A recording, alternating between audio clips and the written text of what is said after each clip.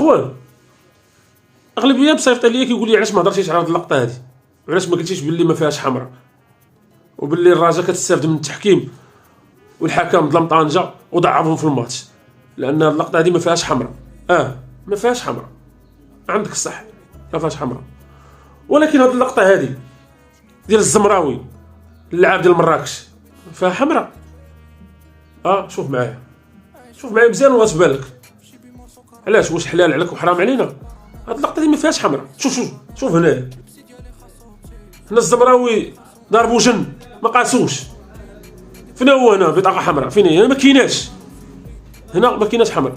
شاف خديتو حمراء، واحد ما هضر عليها، حتى واحد ما عاتبكم عليها.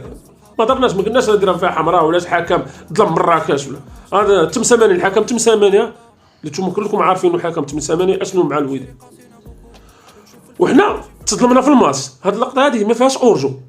شوف لي ماتياس ضربه جزاء واضحه. شو اللاعب اش غيدير لي؟ هذا راه بيلانتي والحكم ما سيفلاش عليها وما عيطش شاف لي الفار. شوف لي الحكم اش غيدير، غيقول لي اورجو. وشوف اللاعب ديال طنجه اشنو غيبدا يدير، غيبدا يضحك لانه كيسحبها بيلانتي.